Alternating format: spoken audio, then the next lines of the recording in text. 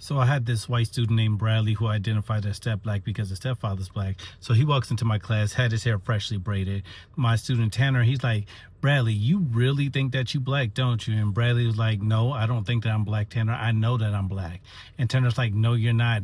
You're white. Your skin is white. And Bradley gonna talk about, first off, my summer skin ain't came in yet. And second, Tanner, you don't even know what black is. Have you ever had to go to bed hungry? Have you ever had to eat top ramen because that's all that there was to eat in your house? Have you ever had to put your pawn your stuff in the pawn shop? Have you ever had to wait to get your stuff out of layaway? No. And I was like, Bradley, have you? He gonna talk about, no, but that's not the point. My stepdad has.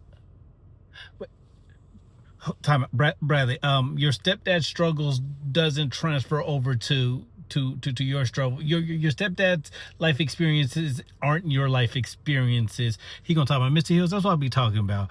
I ain't gonna be like you when I get older. I'm not gonna put down young black man to make myself feel good. How am I putting? You know what? You're right, Bradley. The B in Bradley stands for black guys. As a former pre-K teacher, watch what you say and do around your kids because they come back and they tell us. So it's Community Helper Week. We have a police officer coming in. Gavin finds out a police officer's coming. He starts panicking. He says, Mr. Hills, Ms. Martinez, I need to talk to y'all. If the police officer's coming here and he P-tests me, my P's going to come back dirty and I'm going to go to jail. Can I borrow one of y'all's? Absolutely not. Gavin, what are you talking about? He's going to talk about at recess, me and the knee-high killers. We were pretending like we were passing around a little joint. Absolutely not. No, thank you. Miss Martinez, go ahead and get his mom's photo ready because he already tripping. And so Gavin calms down. The police officer comes in. My director's there.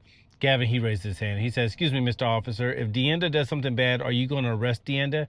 And the police officer was like, well, it depends on what Deenda did. And he's like, please don't arrest Deenda. The police officer's like, well, who is Deenda? I said, yeah, let's not even go there. And Gavin going to talk about Deenda this dick.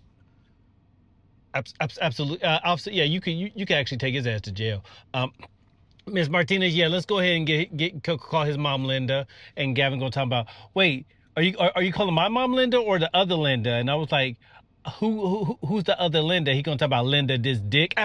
Yeah, take his ass to jail. He gotta go. Ms. Martinez, yeah, let's call his mom. He's tripping.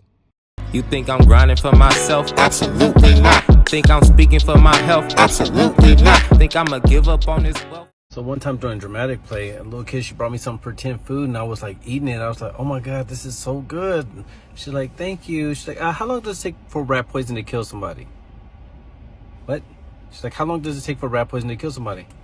I don't know why. She's like, oh, because I put rat poison in your food. Wait a minute, so you put pretend rat poison in my pretend food to try to real kill me? Why? She's like, because you ratted me out to my mom and now I'm in trouble and the best way to kill a rat is to give him rat poison. You know what, I'm not feeling safe here. So one of my students came up to me, he's like, hey mister, do you go to the club and hang out with like with your boys? And I was like, with my boys? Like, yeah. I was like, no, I don't. He's like, oh, it's because you pussycat whooped? Wait, what? Because you pussycat whooped. You can't do anything unless your girl tells you can do it, right? No, you know what, Carlos, just go sit down. Go sit down. One of my students came up to me and she's like, mister, do you have any sisters? And I was like, yeah, I have a few sisters. And she's like, oh, do they have long hair or short hair? I said, I have some that have long hair, some that have short hair. She's like, oh, okay. Well, tell your chicken-headed sisters that if they want to buy some Brazilian bundles, my mama's selling some, but it ain't gonna look good unless they got some edges. First of all, how you just gonna call my sister a chicken head? And second, how much are the bundles? I think she has edges. I don't really know.